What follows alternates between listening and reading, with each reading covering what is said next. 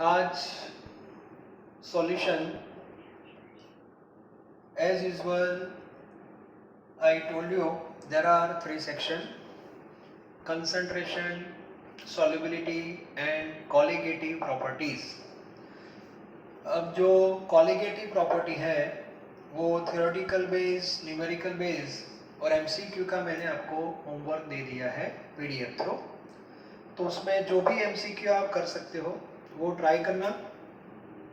कुछ tough MCQ होंगे वो उसके या तो मैं सॉल्यूशन की शेट या तो एक वीडियो के जरिए मैं आपको बता दूंगा, टेंशन लेने की कोई ज़रूरत नहीं है। आज हम सॉल्यूशन का जो मिडल सेक्शन है, ठीक है, दैट इज सॉल्युबिलिटी, वो डिस्कस करने जा रहे हैं। तो सबसे पहले what is the meaning of solubility, what is the difference between solubility and concentration, because both having same unit. Concentration you can represent in terms of molarity, so mole per liter. Solubility also in terms of mole per liter. So what is the difference between these two? तो पहले एक clear होना चाहिए कि solubility word exactly क्या है, ठीक है। 11th में मैंने आपको बता दिया है इक्विलिब्रियम चैप्टर में, फिर भी एक बार मैं रिवाइज करा देता हूँ क्योंकि इंपॉर्टेंट टर्म है। This is a fundamental question, okay. For that we have to take one example. For example a 1 litre water है, 1 litre water that is H2O और टेम्परेचर है suppose 25, okay, and we have to dissolve one solute, for example solid solute that is glucose, glucose that is ideal solution.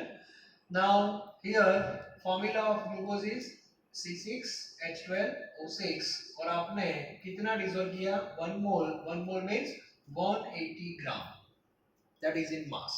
और 180 gram glucose पानी में क्या हो गया, dissolve हो गया। And we have to prepare one table, temperature and concentration, okay. Temperature that is 25. Now what is the meaning of concentration? So here we have to consider molarity, mole per liter. Now tell me how many mole of glucose dissolved in 1 liter, that is 1. So here concentration that is 1 molarity, and this process is known as dissolution,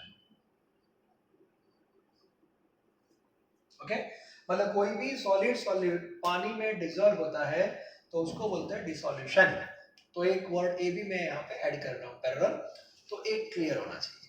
अब आपका ऐसा लगता है कि नहीं sir मुझे और भी ग्लूकोज डालना है, मेरे घर में तो बहुत ग्लूकोज है, डोंट वरी, तो उसमें एक एक्स्ट्रा 1 मोल ग्लूकोज आप डाल दो, it means again 180 gram, temperature remains same, तो कंसंट्रेशन कितना हो गया, 2 मोलारिटी, टोटल कंसंट्रेशन 2 मोलारिटी, ठीक है।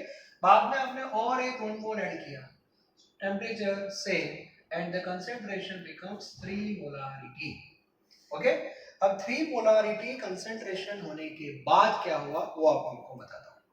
अब जब आप ग्लूकोज ऐड करते हो, ठीक है, 25 पे, तो पता चला कि ग्लूकोज ऐड नहीं हुआ, ऐड नहीं हुआ मतलब कंसंट्रेशन अब बढ़ नहीं रहा है, it means 3 molarity that is maximum concentration and that point is known as, आगे मैंने बताया था, दिस इज सैचुरेशन पॉइंट। मतलब ऐसा हम बोल सकते हैं कि सॉल्यूशन बिकम सैचुरेटेड, ठीक है। और सॉल्यूशन जब सैचुरेटेड हो जाता है it means here one equilibrium condition established, okay. And we know in equilibrium chapter all sp process are reversible. Reversible mean initially it occurs in both direction, forward as well as backward. Initially rate of forward is more than rate of backward. तो actually ये process को भी ऐसे ही लेना है, ठीक है। ज्यादातर स्टूडेंट क्या सोचते हैं 3 मोलारिटी के बाद ग्लूकोज डिसॉल्व नहीं होगा, ऐसा नहीं बोलना है।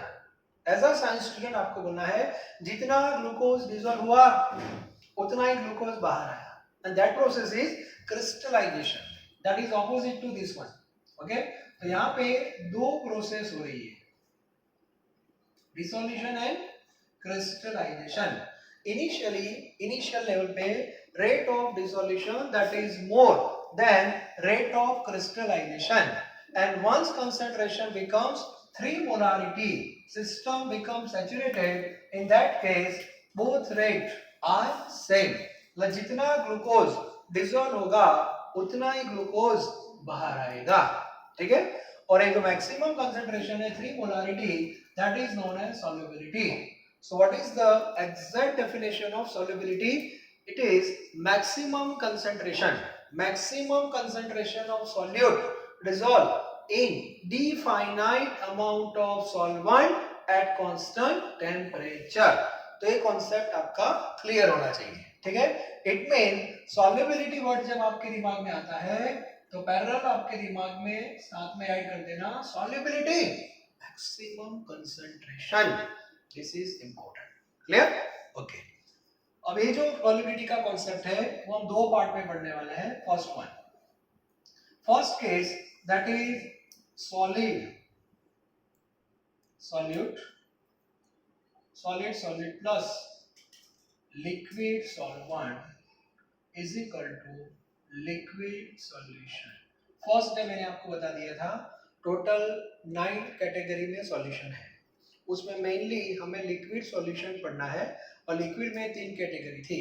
तो उसमें हमें सॉलिड प्लस लिक्विड वाला जो एग्जांपल है वो पहले हमें लेना है. It means here we have to dissolve solid solute in liquid solvent. तो सबसे पहले हम इसके बारे में पढ़ने वाले हैं. Okay. Now each phenomena affect some factor affecting phenomena. So here there are 3 factors. Solubility को 3 फैक्टर अफेक्ट करते हैं. As usual, number 1 is nature. तो ये जो प्रोसेस है उसमें 2 कंपोनेंट इन्वॉल्व है. First one is solute and second is solvent. So here nature of solute and solvent. Second one is temperature and third one is pressure. Okay. तो सबसे पहले nature की बात कर लेते हैं. इक्विलिब्रियम चैप्टर में पढ़ा है एक वर्ड जो आपको पता है, like dissolve like. It means आपका सॉल्वेंट जो है वो पोलर है और सॉल्यूट भी पोलर है, तो सॉल्यूशन आराम से हम बना सकते हैं. It means polar solute dissolving polar solvent. और यदि आपका सॉल्यूट नॉन पोलर है तो सॉल्वेंट भी आपको नॉन पोलर लेना है आइडियली, ठीक है. और ये आपको पता है, ठीक है. इक्विलिब्रियम में डिटेल में डिस्कशन हो गया है. इसके बाद हम बात करते हैं टेम्परेचर. अब ये जो केस है उसको हम इक्वेशन के फॉर्म में लिख रहे हैं, solid plus liquid. It means solid है वो लिक्विड में डिसॉल्व होगा and this forward process is known as dissolution. And due to this process we have liquid solution, and opposite to this process that is crystallization. crystallization का meaning होता है जो solute already dissolve हुआ है वो separate होके बाहर आ रहा है in the form of crystal, and that is called crystallization. Initially rate of dissolution is more than rate of crystallization. At equilibrium both rate are same. मतलब इसमें कंडीशन सेटअप हो गई है. कौन सी? इक्विलिब्रियम. ओके. अब इक्विलिब्रियम कंडीशन सेट हो गई है. अब हमें कौन सा फैक्टर अप्लाई करना है? That is temperature. और उसके लिए एक साइंटिस्ट को बुलाना पड़ेगा. कौन है वो? ली चेटेलियर. ठीक है. तो यहाँ पे ली चेटेलियर का जो प्रिंसिपल है वो अप्लाई होगा. तो मैंने जितने भी फैक्टर्स थे वहां पे सबका मैंने कंक्लूजन आपको बताया था और बॉक्स में उसको हमने सेट किया हुआ है. तो यहाँ पे टेम्परेचर का कंक्लूजन मैंने आपको क्या बताया था? If process is endo then higher temperature is beneficial. Higher temperature is beneficial means what? Process occurs in forward direction. Okay. And if process is exothermic then lower temperature is beneficial. अभी मैं जो forward की बात कर रहा हूँ particular, ठीक है. तो अभी सेम कॉन्सेप्ट यहाँ पे हम अप्लाई कर सकते हैं. मान लो कि डेल्टा H पॉजिटिव है ये प्रोसेस में, पॉजिटिव है इसका मीनिंग हुआ कि ये एंडो है तो high temperature is beneficial. It means solubility increases. Beneficial means process occurs in forward direction. New equilibrium established in forward direction और फॉरवर्ड में प्रोसेस हुई तो सॉल्युबिलिटी क्या हुई, इंक्रीज हुई। ओके, यदि ये सेम प्रोसेस में आपने टेम्परेचर डिक्रीज किया फॉर एग्जांपल, ओके, तो सॉल्युबिलिटी डिक्रीज होगी, ये पता होना चाहिए। ओके, और डेल्टा एच नेगेटिव है मतलब प्रोसेस एक्सोथर्मिक है तो lower temperature is beneficial. Low temperature पे प्रोसेस क्या होगी, फॉरवर्ड में सॉल्युबिलिटी क्या होगी, इंक्रीज होगी। और इसको उल्टा कर दिया आपने, टेम्परेचर बढ़ा दिया तो रिवर्स रिएक्शन हो जाएगा और रिवर्स रिएक्शन में सॉल्युबिलिटी डिक्रीज होगी। इट मींस जब भी आप टेम्परेचर का फैक्टर अप्लाई करते हो तो सबसे पहले you have to check whether process endo और एक्सो, ये पहले क्लियर होना चाहिए। ठीक है, so this is effect of temperature in this particular case. And third one is pressure. Now we know there are three states of matter, solid, liquid and gas, and we know solid is non compressible, मतलब solid के ऊपर pressure की कोई effect नहीं होती, मतलब यहाँ पे जो प्रेशर वाला फैक्टर जो है दैट इज नॉट इफेक्टिव, तो हमें पढ़ने की कोई जरूरत नहीं है। मतलब सॉलिड प्लस लिक्विड में दो तीन out of three, two are main, nature and temperature, but this part is very important for MCQ purpose.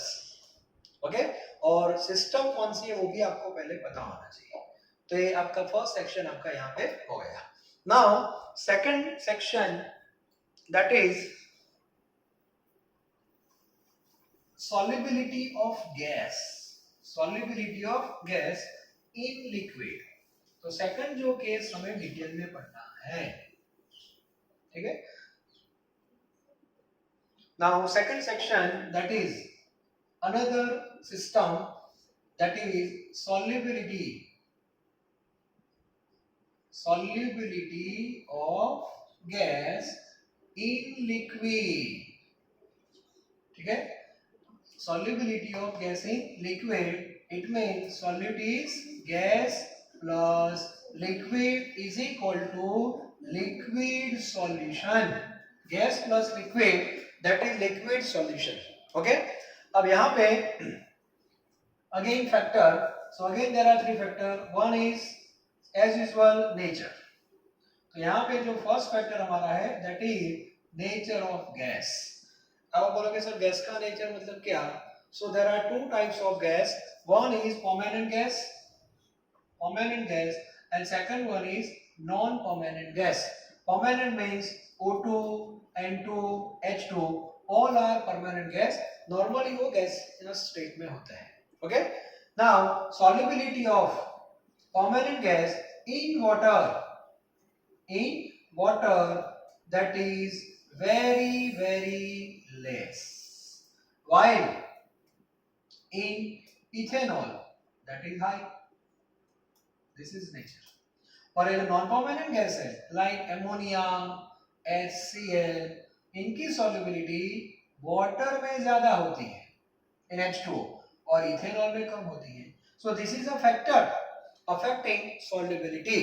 मतलब जब भी आप इस सिस्टम का सॉल्यूशन बना रहे हो तो सबसे पहले पता होना चाहिए आप जो गैस सिलेक्ट कर रहे हो वो पर्टिकुलर सॉल्वेंट के साथ एडजस्ट हो रहा है कि नहीं हो रहा है, ये भी आपको पता होना चाहिए, and that is nature. Okay, second one is that is temperature. अब टेम्परेचर आता है तो आगे जो फैक्टर था उस बेस पे वर्क करेंगे according to Le Chatelier principle, but here concept is clear. If you dissolve gas in liquid then we have liquid solution and this process always exothermic, it means it will produce, okay, and here equilibrium established। now if you apply temperature, if you heating, then what happen? आपने heating किया तो exothermic है और exothermic में lower temperature beneficial है, पर यहाँ पे आप क्या कर रहे हो, हाई टेम्परेचर दे रहे हो। So if you increase temperature then reverse reaction take place, और रिवर्स रिएक्शन होगा तो क्या होगा, रिवर्स रिएक्शन होगा तो जो भी गैस ऑलरेडी डिसॉल्व हुआ है वो बाहर आ जाएगा। It means solubility decreases। okay, now reverse, if you decrease temperature then forward reaction take place and due to forward solubility increases। तो तो ये फैक्टर भी आपको पता होना चाहिए। तो जब भी आप टेम्परेचर वाला फैक्टर अप्लाई कर रहे हो, once you know whether system solid plus liquid और लिक्विड गैस प्लस लिक्विड, ये क्लियर होना चाहिए, ठीक है। तो टेम्परेचर का जो फैक्टर है उसमें पहले चेक कर देना कि आपकी सिस्टम कौन सी है, ठीक है। और ये फैक्टर के बेस पे हमको पता होना चाहिए ये जो एक्वेटिक लाइफ है लाइक फिश और वो सब, वो रहने के लिए कौन सा वाटर प्रेफर करते हैं? रहने के लिए कौन सा वाटर प्रेफर करते हैं? हॉट वाटर और cold water. So all prefer cold water. Why? Cold water का टेम्परेचर लो होगा, ठीक है, और लो टेम्परेचर पे इक्विलिब्रियम कहाँ पे जा रहा है? फॉरवर्ड पे जा रहा है। मतलब एटमॉस्फेयर का जो गैस है दैट इज ऑक्सीजन, उसकी सॉल्युबिलिटी पानी में क्या होगी? इंक्रीज होगी। इसीलिए फिश जो है एक्वेटिक लाइफ है that prefer cold water instead of hot water.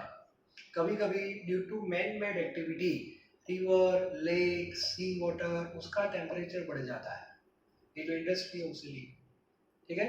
So temperature increase होगा तो क्या होगा? रिवर्स रिएक्शन होगा लाइक दिस। तो O2 की सॉल्युबिलिटी पानी में कम हो जाएगी और उसकी डायरेक्ट इफेक्ट वहां पे हो रही है। एक्वेटिक लाइफ है that is one type of pollution and which is known as thermal pollution. Keep it in mind, okay. तो ये टेम्परेचर वाला फैक्टर है। Now third factor and very important that is pressure, okay. अब ये जो factor है वो हम डिटेल में पढ़ने जा रहे हैं एंड दैट इज प्रेशर। तो ये जो फैक्टर है that is very important for theoretical point and that is Henry's law, okay.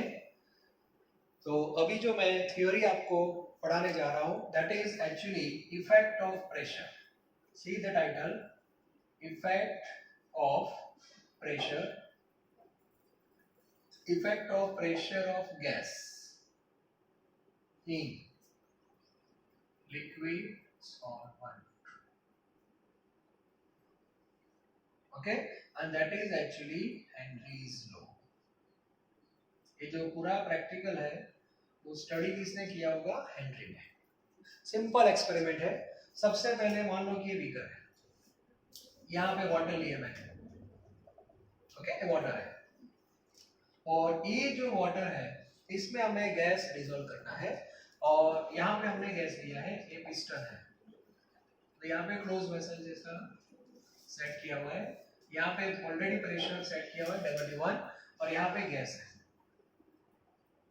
1 2 3 4 5 6 7 8 9 10। ये जो फेज है वो गैस है, ठीक है।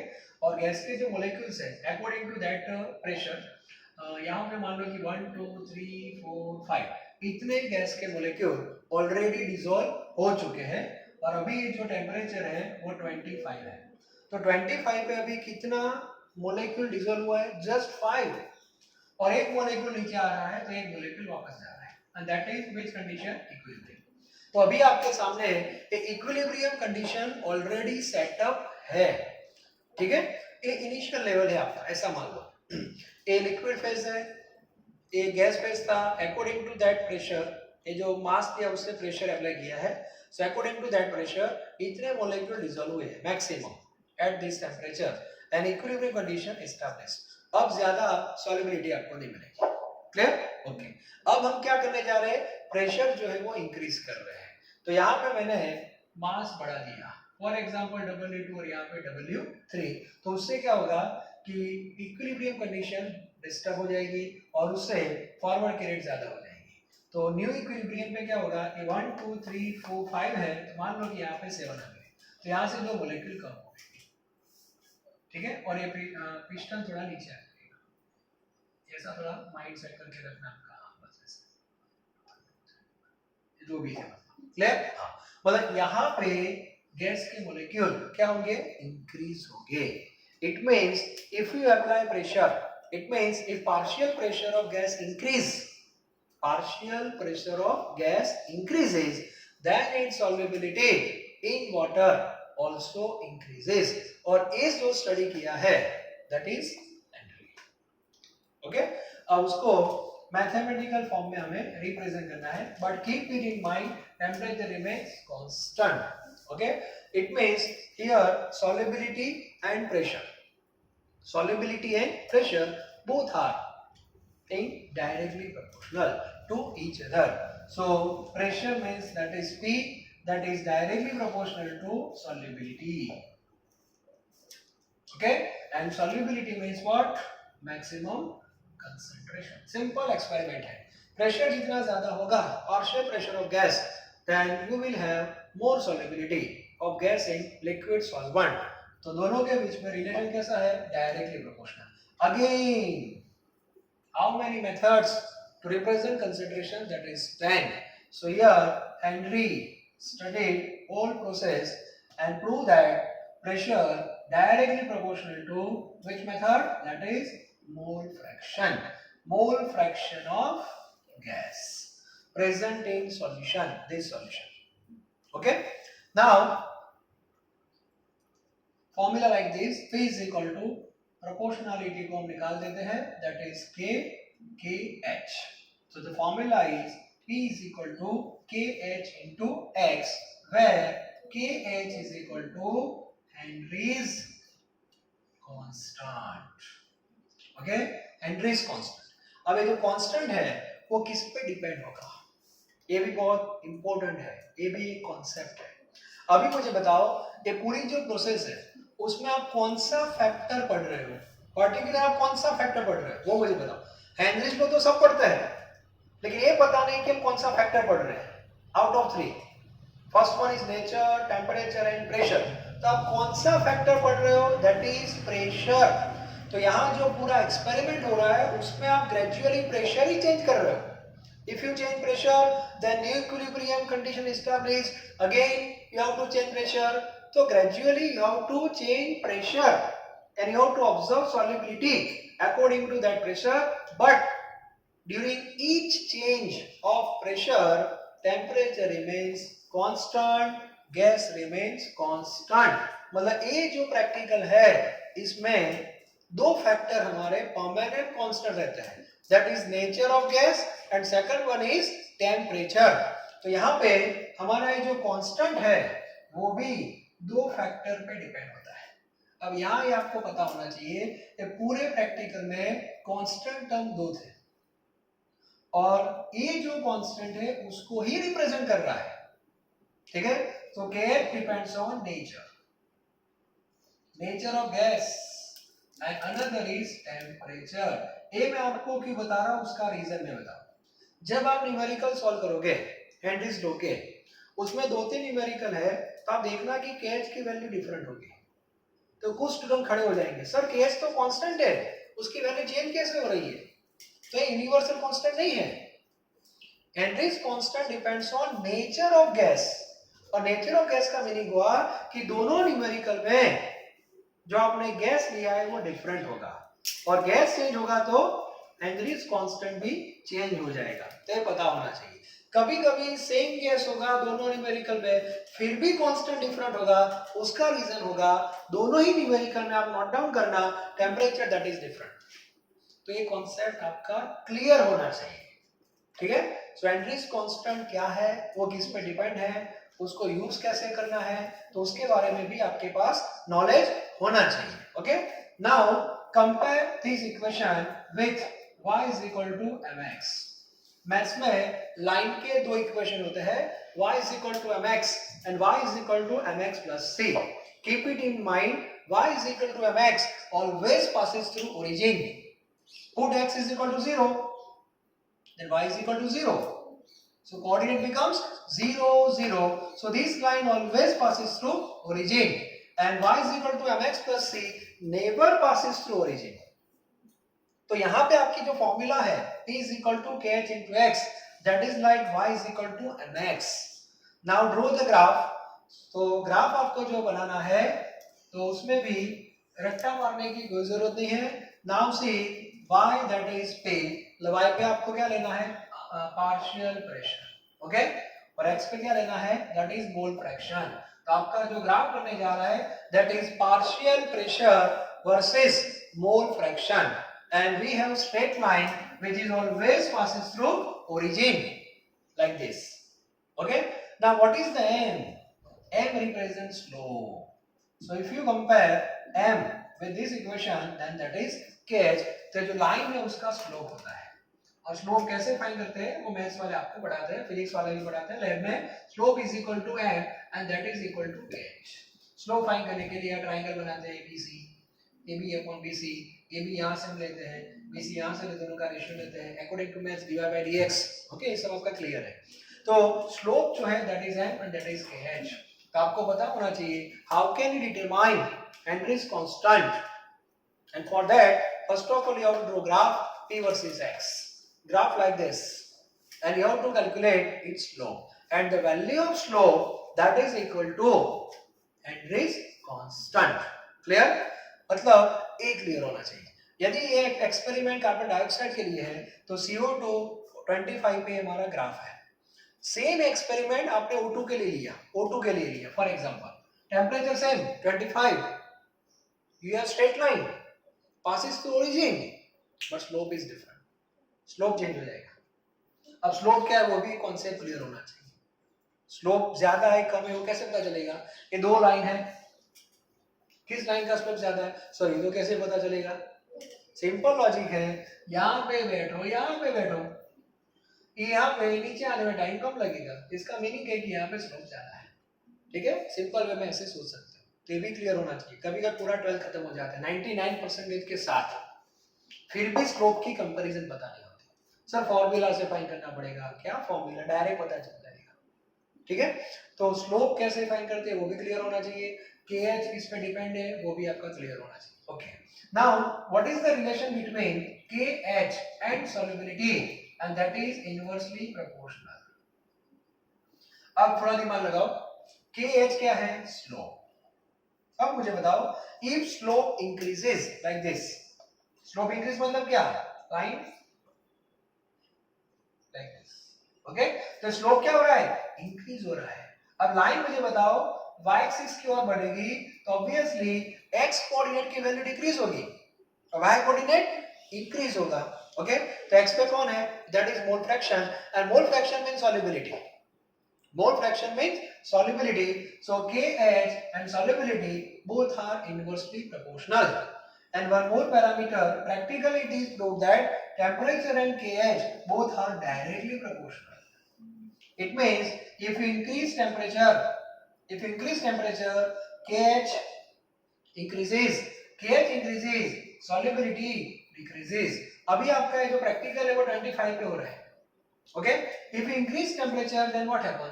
KH increases, और KH increase होगा तो solubility decrease हो जाएगी, because in this process which is exothermic, and already I told you in exothermic lower temperature is beneficial, not higher temperature। ठीक है, so this is Henry's law। बहुत simple है, इसके numerical भी बहुत इजी है। तीन टर्म आपके पास है बस, pressure, Henry's constant and mole fraction। Out of 3 in exam 2 terms are given।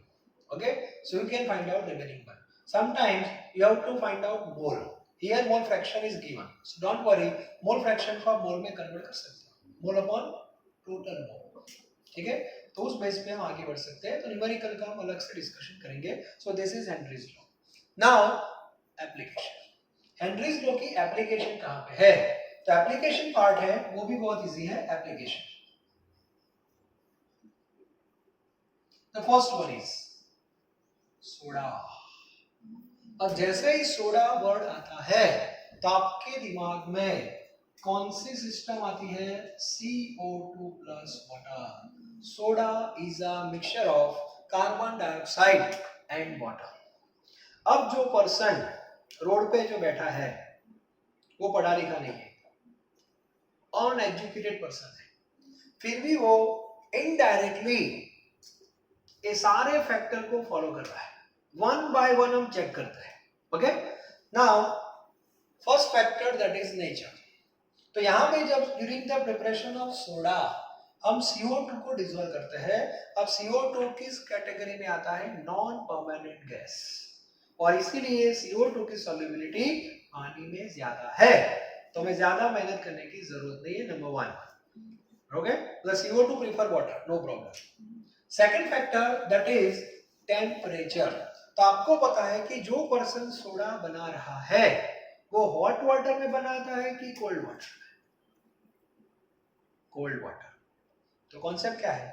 In that process low temperature is beneficial. तो जितना टेम्परेचर कम होगा उतनी CO2 की सॉल्युबिलिटी ज्यादा होगी, तो वो भी फैक्टर अप्लाई हो गया। And third one, pressure.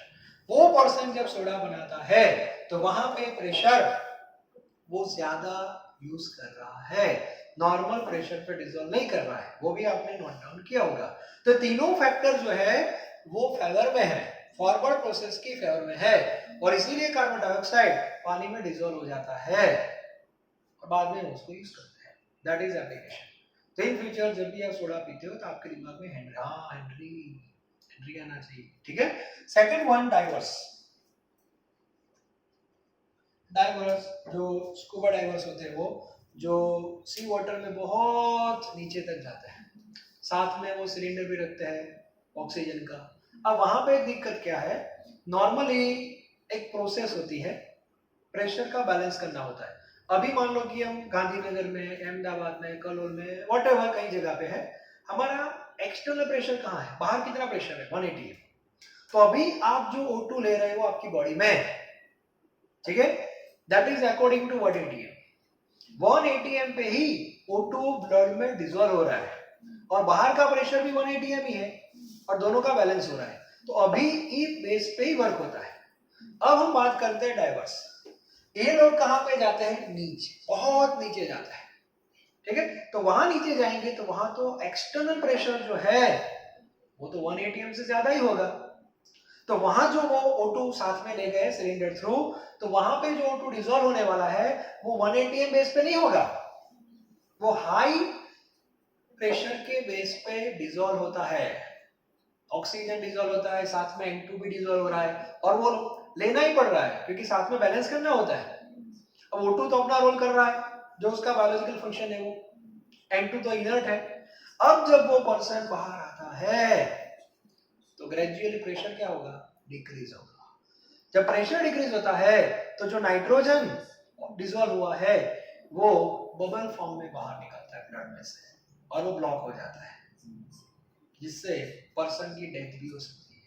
उसको बायोलॉजी में कुछ बैंड्स इफेक्ट ऐसे बोलते हैं, और वो इफेक्ट न हो इसीलिए ये जो डाइवर्स का जो सिलेंडर होता है उसमें ये लोग हीलियम को डायल्यूट करते हैं, हीलियम को डायल्यूट करते हैं बाय अप्लाइंग प्रेशर। 11.7% हीलियम होता है, और इससे हीलियम से जो एडवर्स इफेक्ट अभी मैंने आपको जो बताई वो उसमें नहीं होते, ठीक है। तो एक क्लियर होना चाहिए। थर्ड एक साथ में एग्जांपल दिया है, कुछ लोग जो माउंटेनर्स होते हैं वो ऊपर जाते हैं, हाँ, वहां पे कुछ उल्टा है, वहां पे एटमॉस्फेरिक प्रेशर लो हो जाता है, तो वहां पे नेचुरली उनको जो O2 डिसॉल्व करना है वो लो प्रेशर पे करना होता है, तभी तो वो वहां पे एग्जिस्ट रह सकते हैं।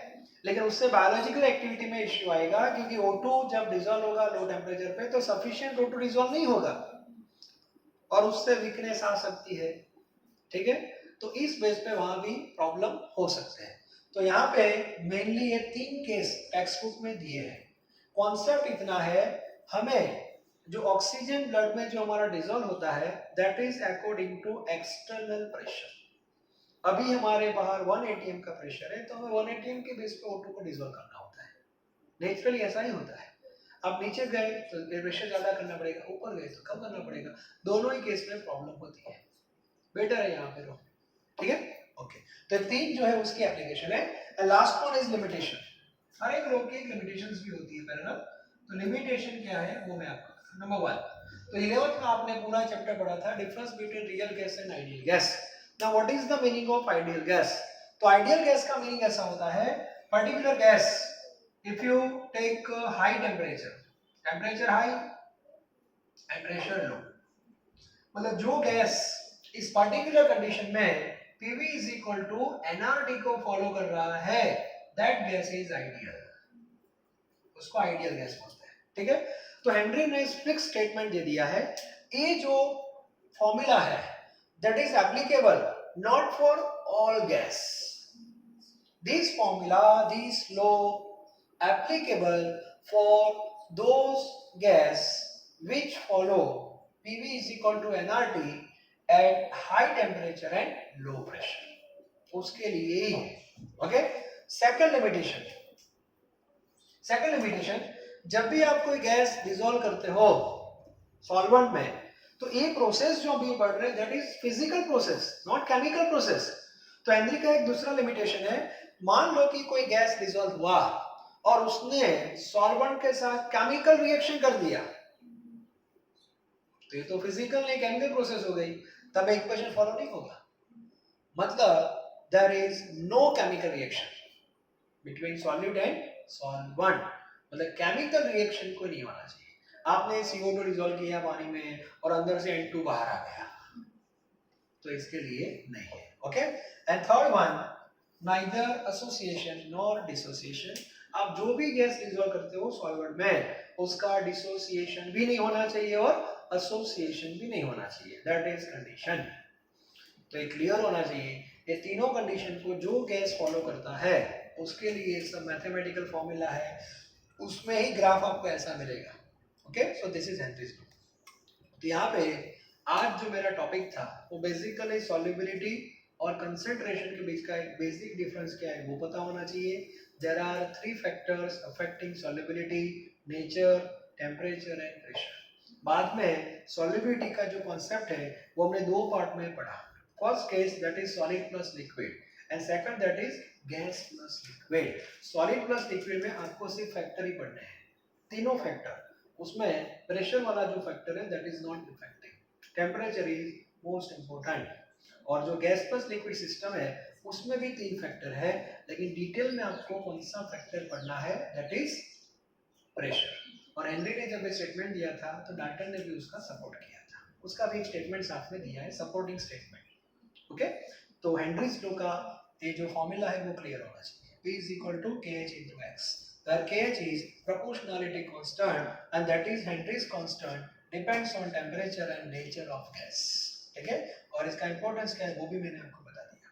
Then you have to compare this formula with y is equal to mx, draw graph like this, and slope equal to KH. Or what is the relation between T, KH and solubility? T and KH directly proportional and with solubility inversely proportional। Aquatic life जो है that prefer cold water instead of hot water, ते भी clear होना चाहिए। Okay, and last में उसकी application soda, diverse और mountaineers, ये 3 केस टेक्स्ट में दिए हैं और 3 उसकी क्या है लिमिटेशन है। न्यूमेरिकल बात नहीं पढ़ेंगे, ठीक है। कल हम एक नए सिस्टम के साथ आगे बढ़ने वाले हैं, solubility of liquid in liquid solvent, और वहां पे भी एक लॉ आने वाला है that is Raoult's law. Okay.